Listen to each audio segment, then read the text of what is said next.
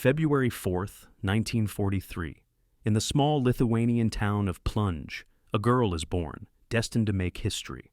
Her parents were an engineer and a teacher, true intellectuals. They name her Wanda Rutkiewicz.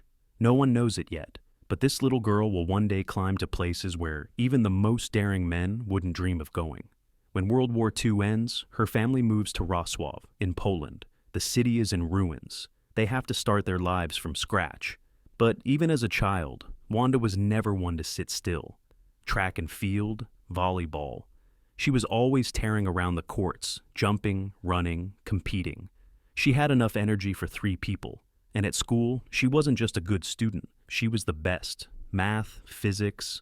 It all came easily to her. Her parents pictured her becoming a scientist. And Wanda didn't disappoint. She enrolled at the Wrocław University of Technology to study electrical engineering. She graduates, gets a job, first as an electrical engineer, then as a computer programmer. Her career is taking off. Everything is going just right, exactly according to plan. A stable life, the respect of her colleagues, a good salary. Her parents are pleased, society approves, but something inside her is starting to rebel. The office, the blueprints, the calculations, it's all fine, but her soul is crying out for something more, something real. Then one day, while she was still a student, she went on a trip to the mountains with some friends. The Sudetes Mountains. Low cliffs, nothing too serious. But for Wanda, it's like being struck by lightning. She climbs her first rock face and just knows, this is it. This is the feeling she's been missing. Freedom. Risk. A true challenge. Out here, it doesn't matter that you're a woman. The only thing that matters is whether or not you can make the climb. And she could. 1962. Wanda and a group of fellow students head for the Tatra Mountains. This was no casual hike in the Sudetes. These were serious mountains with sharp peaks and glaciers. This kind of climbing required technique, endurance, and the ability to work as a team on the rope. And Wanda was a natural. She picked it all up in a flash. She started training like a woman possessed. Every weekend she was in the mountains. Every evening after work, she was conditioning. Her hands were covered in calluses, her muscles ached, but she never stopped. Her fellow climbers started to look at her with real respect. Then came 1964. Wanda was 21. She gets an invitation to join an expedition to the Pamir Mountains. Can you imagine? The Pamirs. 7,000-meter peaks, thin air, true high-altitude climbing. The expedition was led by the veteran climber, Andrzej Zawada. For Wanda, this was the chance of a lifetime. She packed her bag and flew to Central Asia, but when she got there, she was in for a rude awakening. The men on the team saw her as a liability. Some of them didn't even try to hide it. Why did they bring a girl along? She'll just slow everyone down. She'll start whining at altitude. She'll probably fall on the first difficult pitch. Wanda said nothing. She knew that words wouldn't prove a thing, only actions would. So she got to work. She hauled gear up to the high camps, right alongside the men. She took the lead on pitches where others were reluctant. She never complained about the splitting headaches from the altitude. She didn't cry when the sharp rock tore her hands to shreds. By the end of the expedition, even the most stubborn skeptics had fallen silent. This woman from Poland, she was an absolute beast. She was stronger than half the men on the team. And most importantly, she had a will of iron. She didn't give up. Ever. After the Pamirs, something inside her shifts, permanently. The office, her job, the blueprints. Now, it's all just a means to an end, a way to pay for the next expedition. Real life begins out there, in the mountains, at altitude, where every single step is a challenge. By the late 1960s, Wanda isn't just part of the crew anymore. She's the one leading it. She's the one planning the routes, putting the teams together, making the calls, and her reputation grows. In climbing circles, they say she's tough, demanding, with no tolerance for weakness. But she's reliable. With her, you'll make it to the top. But that comes at a price. Wanda doesn't do compromises. She's not going to sit around base camp making soup while the men push for the summit. She'll be the one leading the charge, or she won't go at all. And that infuriates a lot of people, especially the ones who are used to women in the mountains being background characters, the support team. Never the leader. 1967. The Alps. Wanda is standing at the base of the east face of the Aiguille du Grépon, looking up. The rock face shoots almost vertically into the sky. Sharp ledges, icy patches, sections where you have to cling on with just your fingertips. Men had been climbing this route for decades, but women, not a single one. Beside Wanda is Helena Kruger-Sierakowska, another Polish climber, just as stubborn and strong. They rope up and begin the ascent. Hour after hour, they claw their way up. Their fingers go numb from the cold. Their muscles are screaming, but they don't stop. And when they finally reach the summit, they know they've just made history, the first all-female ascent of this wall, period. But Wanda isn't the type to rest on one victory. The next year brings a new challenge, Norway, the Troll Wall. Can you even picture the scale of it? The tallest vertical rock face in Europe, over a kilometer of sheer cliff. Even seasoned climbers look at it with a sense of dread. Wanda and Helena are roped together again. They climb day after day, sleeping on tiny ledges tied to the rock. One wrong move, and it's a long way down. But they do it. Another first female ascent, another entry in the history books. After these victories, Wanda realizes something. The big walls are great, but she needs to go higher, much higher. She needs true altitude, where the air is thin, where every breath is a struggle, where the body is pushed to its absolute limit. 1970. Lenin Peak, 7,134 meters. This isn't the Alps anymore. This is the Pamirs, the zone where the real high-altitude game begins. It's her first 7,000er, the first summit where the body truly starts to suffer from the lack of oxygen. She moves slowly, methodically. Her head is splitting, her heart is pounding, her lungs are on fire, but she keeps going, and she makes it. 7,134 meters. This is a whole different league. 2 years later, it's the Hindu Kush, Noshak, at 7,492 meters, a joint Soviet-Polish expedition. Wanda is on the summit team again above 7,000 meters, and again, she proves that a woman can go where the best men go. But the biggest one is still to come. 1973, the Eiger, the North Face, a legend in the world of mountaineering, a wall that's claimed dozens of lives. They call it the Wall of Death. Avalanches, rock falls, collapsing seracs. Out here, everything is against you. Wanda is climbing with an all-female team, and that's a deliberate choice. No men, no help. Just women, their strength, their decisions, and they make it. The first all-female ascent of the Eiger's North Face.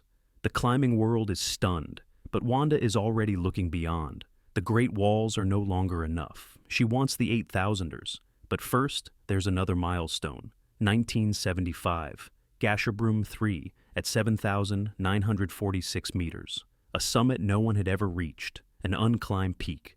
Wanda is leading the expedition. It's her project, her team, her calls to make. They're heading for a summit considered one of the most difficult on Earth. And while the climb doesn't end in triumph, the weather and conditions are just too brutal, the very fact that a woman is leading an expedition of this scale, it shatters stereotypes. By the mid-70s, Wanda knows one thing for sure. The Great Walls are her past. The future lies with the 8,000ers, the 14 giants of the Himalayas and the Karakoram, peaks where you're constantly balancing on the very edge of survival, where the air is so thin, your brain starts to shut down, where every single step could be your last. She keeps returning to the Alps, tackling technically demanding walls. But all of this is just training, preparation for the main event, for the altitude where the death zone begins. And then comes 1978, a Polish-Austrian expedition to Mount Everest, 8,848 meters, the roof of the world. Wanda is brought into the team as a deputy leader, but she knows all too well. A title is one thing, reality is something else entirely. Tension is high within the team once again. Some of the members don't want a woman on the summit push. They're thinking, let her work in camp, handle logistics, but stay off the upper mountain. It's too dangerous up there. It's no place for a woman. Wanda says nothing. She just prepares. Acclimatization runs, pushing to higher altitudes, returning to base camp. Her body is learning to function with a lack of oxygen.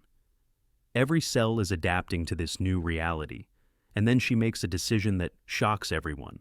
She's going to climb without supplemental oxygen. Can you imagine that? To Everest, into the death zone, where people on bottled oxygen can barely put one foot in front of the other. And she's going without it. It's either madness or genius. October 16th. The summit team sets out from the final camp in the pre-dawn darkness. It's dark. The cold is -40. The wind threatens to tear you from your feet. Wanda pushes on, one step at a time. Every movement is a monumental effort. Her lungs are burning, her head is spinning, but she keeps going, hour after hour, meter by meter. The sun begins to rise, and the world below shrinks away. The clouds are a blanket far below. The peaks of other mountains look like toys. And then, she's there, standing on the summit of Mount Everest, the third woman in history to reach this point, the very first European. And she did it without oxygen, on pure, raw strength of will and body. Wanda descends from Everest a living legend. Climbing magazines around the world are writing about her. Interviews, articles, photographs. She's no longer just a strong climber. She is the world's leading female high-altitude mountaineer. She was the woman who proved that anyone could conquer the 8,000ers. All it took was strength, will, and character. But for Wanda, this wasn't the finish line. It was just the starting point. One 8,000er down, 13 to go. And then she got an idea. A dream so wild it sounded insane even to the most seasoned climbers. She wanted to be the first woman to summit all 14 of the planet's 8,000ers. No one had ever done it before, not a single woman. Even among men, only a handful had ever achieved it. But Wanda wasn't the type to be scared off by the impossible. But to understand where Wanda got this superhuman will, you have to look at her personal life. Behind the triumphs, there were losses, and choices that very few people would be willing to make. Wanda would marry twice, first taking the name Zekowicz, then Rutkiewicz. But both marriages were an attempt to reconcile the irreconcilable, the mountain and a family, expeditions and a home life, freedom and commitment. She never had children, and that was a deliberate choice. She knew that motherhood was an anchor, a responsibility that would tie her to the ground, and she needed to be up there, in the thin air, on the very edge of what's possible. A child and an 8,000er, they belonged to two different worlds, and she chose the mountains. All the while, she kept her day job, an electrical engineer, a programmer, office, projects, a paycheck. But everyone in the climbing community knew it was just a front. The real Wanda lived on expeditions. Her job was just a way to fund the next ticket to the next summit. Her colleagues in Poland just shook their heads. She could have built a career, climbed the corporate ladder, become a real somebody in her field. But she chose a different path. She gave up a normal life for something that, to most people, looked like pure madness.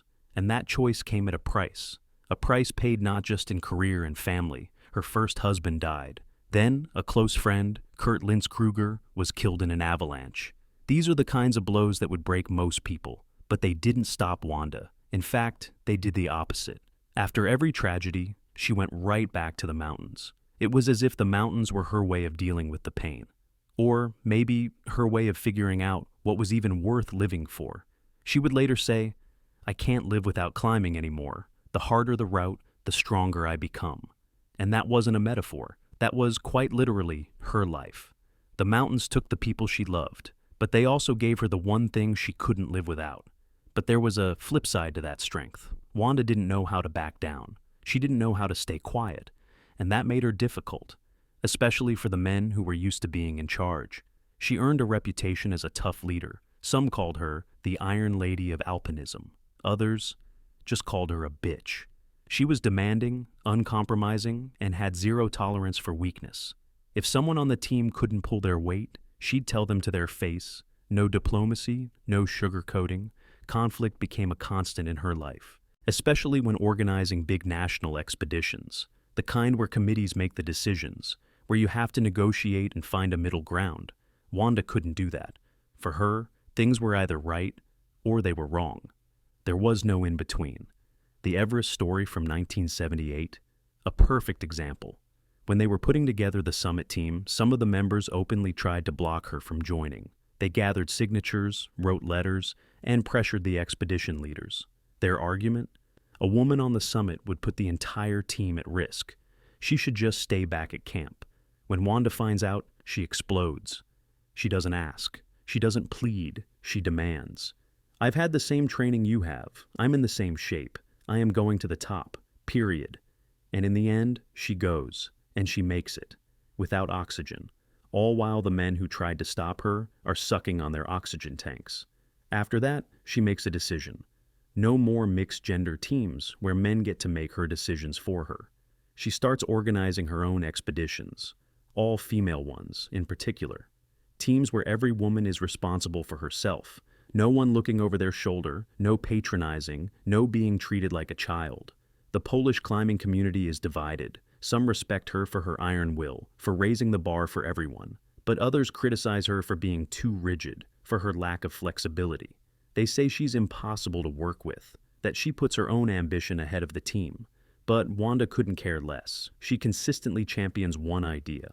A woman doesn't need a man to look after her on the mountain. A woman can make her own decisions, take responsibility, and risk her own life, as an equal, or even better, out in front. She says it plainly, "I don't conquer mountains, I conquer myself." And in doing so, she conquers the stereotype that women don't belong there. For her, every climb isn't just an athletic achievement, it's a manifesto. And now that the manifesto has been declared, she needs a goal that will truly embody it. Wanda sets a goal that is both simple and audacious. All 14 8,000ers. To be the first woman in history to do it. On the entire planet, there are only 14 peaks over 8,000 meters high. 14 giants where humans enter the death zone, where the body literally starts to die with every passing hour. By the late 70s, only a handful of men had climbed all 14. As for women, no one had even come close. Wanda looks at that list and realizes this is the real goal, not just Everest, not just a couple of peaks to tick off a list, but the entire collection, all 14. And so, she begins to collect them, one by one. 1985, Nanga Parbat, 8,126 meters. They call it the Killer Mountain. It's claimed dozens of lives. Wanda tackles it with Kristina Pomovska and Anna Chervinska, an all-female team, no men, no backup. They move slowly, acclimatizing, setting up camps along the way, and they reach the summit, the first all-female ascent of Nanga Parbat in history. 3 Polish women on the summit of the Killer Mountain. The climbing world is, once again, stunned. But that very same season, Wanda attempts Broad Peak, and this time, her luck runs out. At around 7,800 meters, a storm hits. Her climbing partner gets lost in the blizzard. Wanda is all alone. To continue would be suicide. She turns back and begins the descent, without reaching the summit. It's a rare moment for her. But even Wanda knows there's a fine line between courage and stupidity. 1987. Shisha Bangma, 8,027 meters. The southeast ridge, a technically difficult route. Wanda makes the summit, the first Polish woman to reach the top.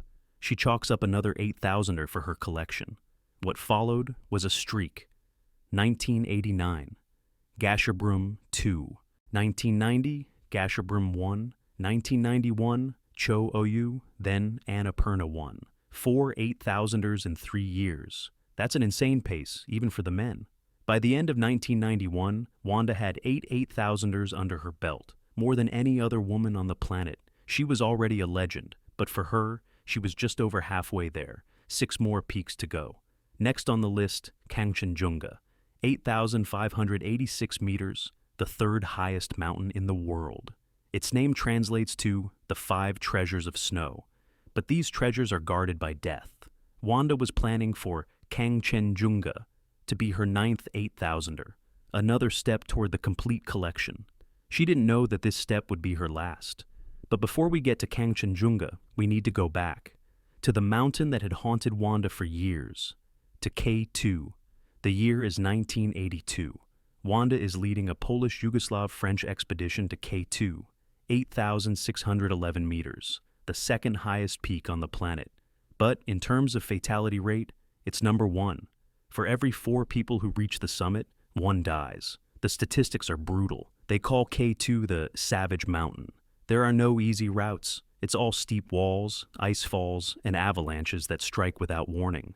The weather can change in minutes. One moment the sun is shining, the next, a hurricane-force wind is knocking you off your feet. Wanda is heading there with her longtime climbing partner, Helena Kruger-Sirokomska. the same partner she made the first all-female ascents with in the Alps and Norway. They've known each other for decades. They trust each other completely. The expedition starts off well. Acclimatization, setting up camps, scouting the route, everything is going according to plan. But K2 doesn't forgive even the smallest mistakes. Then one day, as the team is climbing to a high camp, an avalanche breaks loose from above. Helena is killed instantly, buried under tons of snow and ice. Wanda is just a little lower down the slope, and she survives. But something inside her breaks. This wasn't just a partner. This was the person she'd traveled halfway across the world with. The one she'd shared tents, ropes, and risk with. The expedition is called off, no summit, but now K2 won't let Wanda go. This mountain had taken someone close to her, and now it was personal. The next season, another attempt, another failure. The weather, technical difficulties, exhaustion. K2 refuses to yield. The mountain seems to be saying, "You're not getting through." But Wanda isn't the type to back down. By 1986, K2 has become a symbol for her. Her main objective, the most dangerous peak, the mountain that took Helena, the mountain she feels she has to conquer, not for her collection of 8,000ers, but for something deeply personal. The odds are stacking against her with every attempt, and Wanda knows it, but to turn back now would be to admit defeat, and she's not one to lose, not even when losing is the only way to stay alive. And so, in the summer of 1986, she returns to K2 for the last time. The summer of 1986, a French expedition to K2. But this isn't your typical expedition, with dozens of porters, tons of equipment, and miles of fixed ropes. This is a lightweight approach, minimal camps, minimal support, and absolutely no supplemental oxygen. The team is small. Liliane and Maurice Berard, a French couple and mountaineering legends, Michel Parmentier, a seasoned high-altitude climber, and Wanda, 4 of them against a savage mountain, the Abruzzi Spur, the classic route up K2. But classic doesn't mean safe. Every foot of the way is a fight. Ice walls, snow cornices, stretches of near-vertical rock and ice. They move slowly, stopping at tiny camps, pushing ever higher. Without supplemental oxygen, every step is paid for in agony. Your head splits, your lungs are on fire, your heart hammers against your ribs. And then, Wanda is the first of her group to reach the summit, 8,611 meters. K2 conquered. She pulls out a small card, writes "First Women's Ascent" on it, and tucks it under a rock. The first female ascent, 4 years after Helena's death. She's done it. But the triumph lasts only for a moment. Because on K2, the summit is only half the journey. The descent is deadlier than the climb. That's when you're at your most vulnerable. When your strength is gone, your body is depleted, and every single movement demands a superhuman effort. The Berards follow her up. They reach the summit. They begin their descent.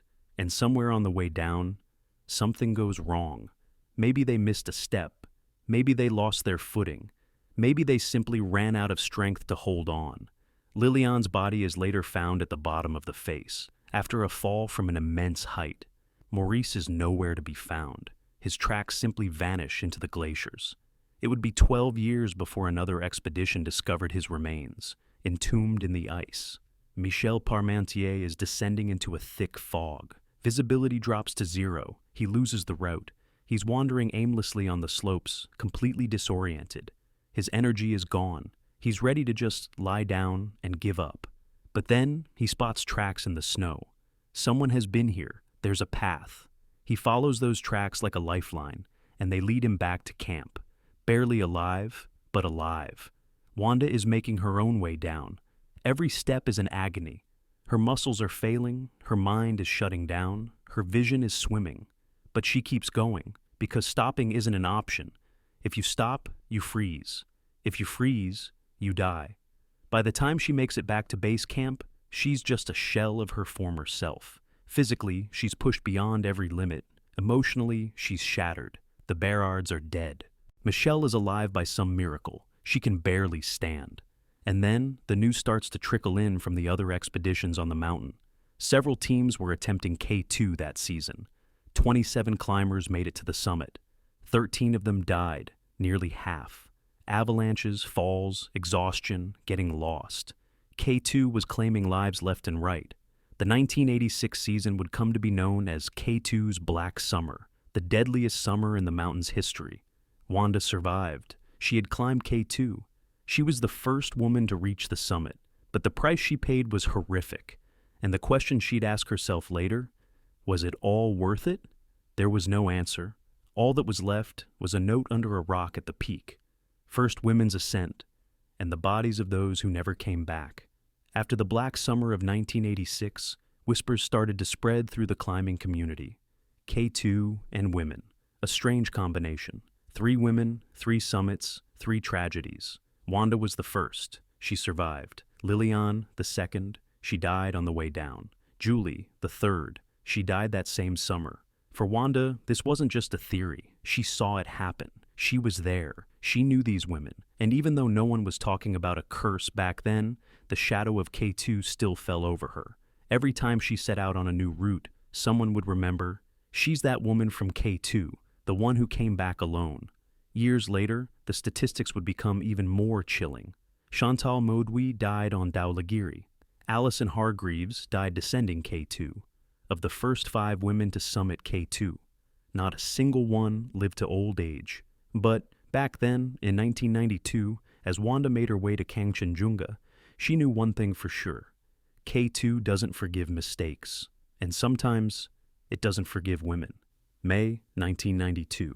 Wanda is 49 years old. In the world of high-altitude climbing, that's getting on in years. Most climbers have retired by that age. But not her. A joint Canadian-Mexican expedition to Kangchenjunga, 8,586 meters, the third highest mountain on the planet. Officially, the expedition is led by Roger Mendoza and Carlos Carsolio, a young Mexican climber and a rising star in the mountaineering world. Wanda joins them as an independent member, a formidable climber with a wealth of experience. For her, this would be her 9th 8,000er, another step toward her ultimate goal, to summit all 14. She was already more than halfway there. Everest, K2, Nanga Parbat, Shisha Pangma, the 2 Gasherbrums, Cho Oyu, Annapurna, 8 peaks already under her belt.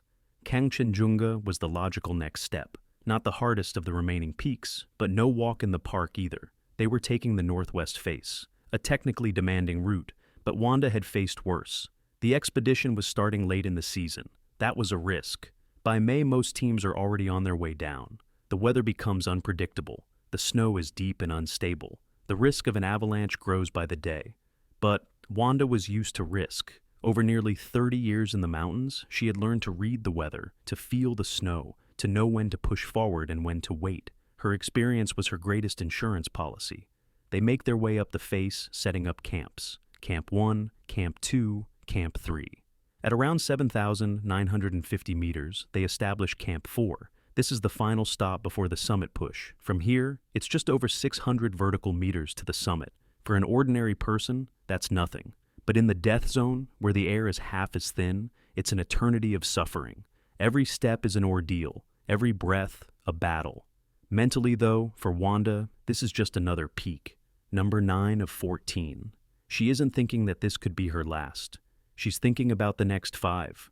In just a couple of years, she was supposed to complete the list, to become the first woman to have conquered them all. May 12th. The summit team is gearing up. The weather is volatile, but there's a window of opportunity. They have to take it, because tomorrow could be worse. And the day after that, even worse. Wanda double-checks her gear, packs her bag. At around 3:30 in the morning, they set out from Camp 4. Darkness, cold, a canopy of stars overhead. Ahead of them, a long, grueling climb. Ahead of them, the summit. Or what was supposed to be the summit. 3:30 in the morning, still dark. The cold is bone-chilling. Wanda steps out of her tent at Camp 4 and looks up. Somewhere up there, shrouded in darkness, lurks the summit. 600 vertical meters to go. But in the death zone, it's not just 600 meters. It's the line between life and whatever lies beyond. By her side is Carlos Carsolio, young, strong, brimming with energy. He's 27 years old. Wanda is 49. It's an age gap she feels with every single step, but she's determined not to be left behind. They begin the climb. Slowly, methodically, step, breathe, another step, another breath. Their headlamps cut a path through the snow, but beyond that small circle of light, there's only darkness. The world narrows to just a few feet around them. Everything else simply ceases to exist. Carlos sets a faster pace. His boots don't sink as deep into the snow. His lungs are just that little bit more efficient. Youth has its advantages. Wanda watches him gradually pull ahead. But she doesn't panic. She knows this game. You climb at your own pace. The only thing that matters is getting there. The hours tick by. The sun crests the horizon, painting the world in shades of pink and gold. Kangchenjunga is immense, majestic, and merciless. Far below their feet, a sea of clouds stretches out for miles. Here, at 8,000 meters, there's barely any air. Every breath feels like trying to suck air through a straw. Wanda keeps pushing. Her head is splitting. Her temples are pounding. Her vision swims in and out of focus. But she keeps going, because stopping isn't an option. Around 3 in the afternoon, Carlos reaches the summit, a grueling 12-hour climb. He's standing on top of Kangchenjunga, the third highest peak on the planet. A moment of triumph. But there's no time to celebrate. He has to get down. Because on an 8,000er, the summit is only the halfway point. He turns around and starts the long journey down. And there, at around 8,200 to 8,300 meters, he runs into Wanda. She is still climbing up, slowly, with a visible, agonizing effort, but she is still climbing. Carlos stops dead in his tracks. He looks at her, and he realizes something is terribly wrong. Wanda is moving like an automaton, mechanical. One step, a long pause, another step, another pause. Her face is ashen, her lips are blue, her gaze is vacant, empty. He tries to stop her. Wanda, turn back. It's too late. The sun's going down. You won't make it back before dark. Let's go down together, right now. Wanda just looks at him and slowly shakes her head. No, I'll make it. I'm so close. I can't turn back now. Carlos insists. He can see the state she's in. She's on her last legs, completely spent. If she keeps going up, she won't have anything left for the descent. And coming down from this altitude in the dark, that's suicide. But Wanda is resolute. She's conquered 8,000ers. She survived K2. She knows what she's doing, or at least she thinks she does. Carsolio realizes there's no talking her out of it. He tries to find a compromise. Okay, but at least come down with me to the next camp. You can rest, get warm, and try again tomorrow. Wanda just shakes her head. No, I'll spend the night here, right on the slope. I have everything I need. In the morning, it'll be clear what to do. I'll either make it to the summit or I'll head down. Can you imagine? Spending the night on an open slope at over 8,000 meters. No tent, no proper shelter. Just digging into the snow and waiting for dawn. That's extreme, even for seasoned high-altitude climbers. For someone in a state of extreme exhaustion, it's a massive risk. But Carlos can't force her to come down. Every climber is responsible for themselves. It's an unwritten rule. You can advise, you can plead, but the final decision is theirs alone. They say their goodbyes. According to some accounts, Wanda's last words were, "Tomorrow, everything will be clear." Carlos takes one last look at her. Then he turns and continues his descent. A sense of dread washes over him. Something feels wrong, but he can't stay. His own strength is fading. He needs to get down while there's still daylight. Wanda is left alone. She pulls out her bivy sack, a lightweight sleeping bag designed for extreme situations. She burrows into the snow, trying to get warm. All around her is silence. Just the wind. Just the endless expanse of the mountains below. She closes her eyes.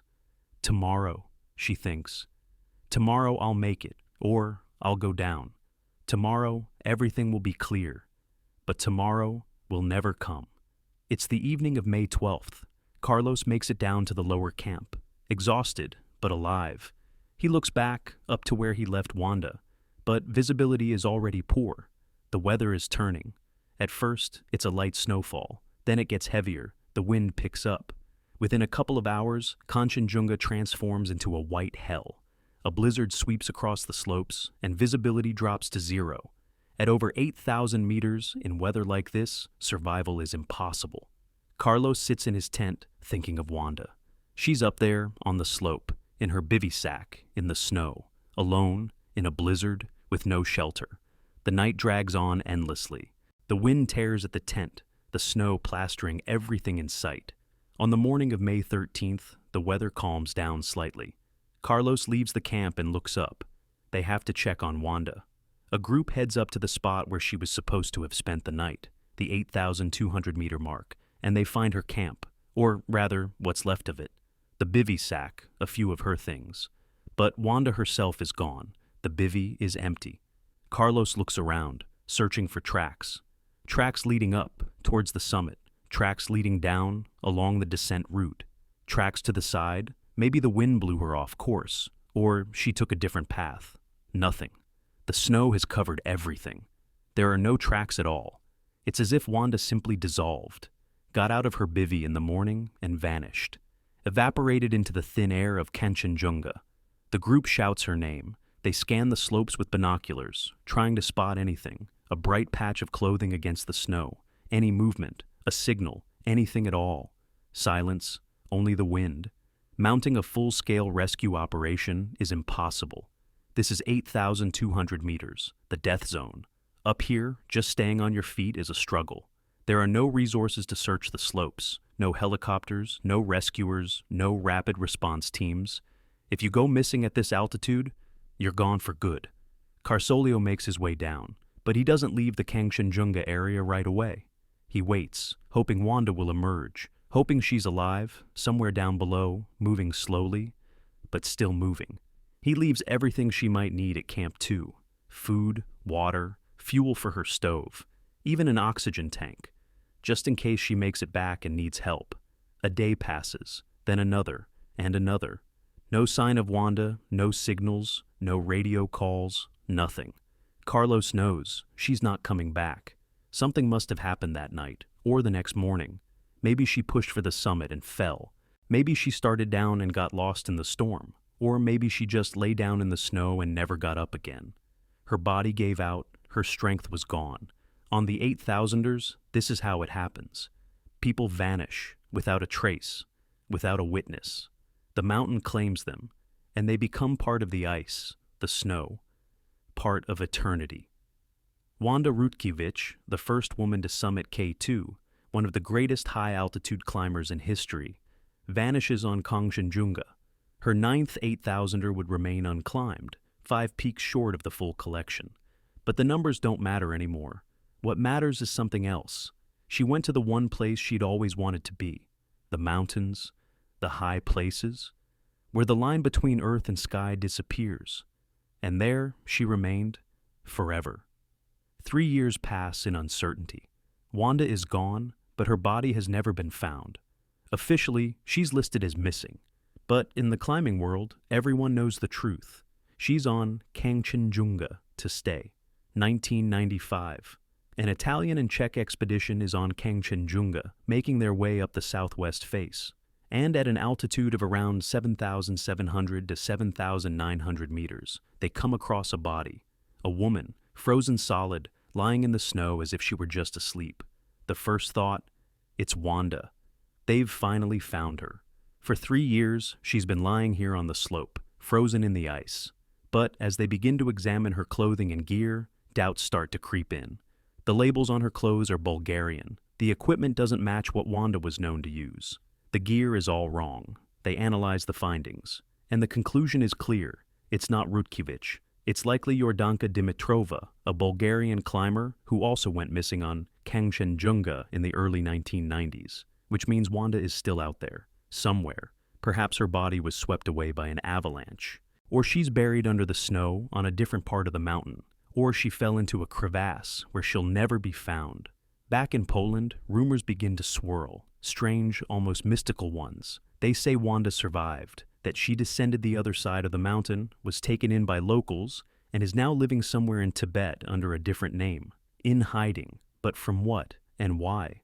No one can really say. These stories still pop up in Polish media from time to time. Someone claims to have seen a woman who looked just like her. Someone else heard a story from a friend of a friend. But there's never any solid proof. No photos, no documents, nothing. It's most likely just a refusal to accept the harsh truth. People just don't want to believe that a legend like her could simply vanish. They need a different ending, a happy one, or at least a mysterious one. And then there's another strange detail. The dates. In some publications, her birthday is listed as February 4th, 1943. In others, it's February 9th of that same year. That's a 5-day difference. Why? Was it a clerical error? A mix-up in the sources? Or something else entirely? These small inconsistencies just add to the fog, creating this sense that even the most basic facts about Wanda are hazy. It's as if her very identity has started to dissolve into her legend. And the main question that haunts everyone: did she make it to the summit? Carlos last saw her somewhere between 8,200 and 8,300 meters. The summit was only about 300 vertical meters away.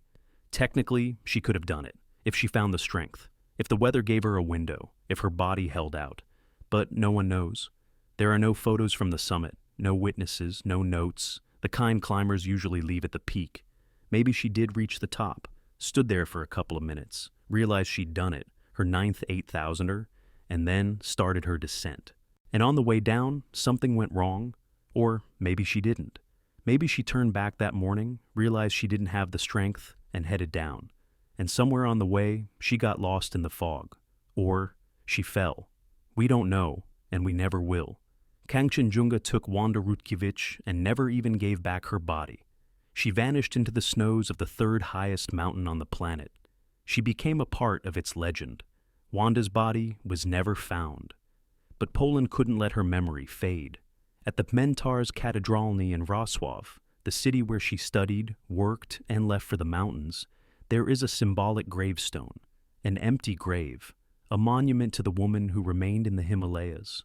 People go there, they lay flowers, they stand in silence, each lost in their own thoughts. Some remember her triumphs, others her stubbornness, and some just look at the stone and understand. This is what it means to truly live. In Władysławowo, on the Avenue of Sports Stars, a star appears with her name, alongside other great Polish athletes. It's a sign of recognition. Wanda Rutkiewicz is a national treasure. She showed the world that women could not just survive, but conquer. Today, dozens of women climb the 8,000ers. They summit Everest, K2, Annapurna. Some have even climbed all 14. What Wanda dreamed of is now a reality. The first woman to complete all 14 8,000ers was Junko Tabay, then Nieves Meroy, then others. They stand on those summits and they know Wanda paved the way. She didn't make it all the way herself, but she showed them it was possible. If this story moved you, let us know in the comments if you'd ever heard of Wanda Rutkiewicz before. We'd love to know what impression she leaves on you.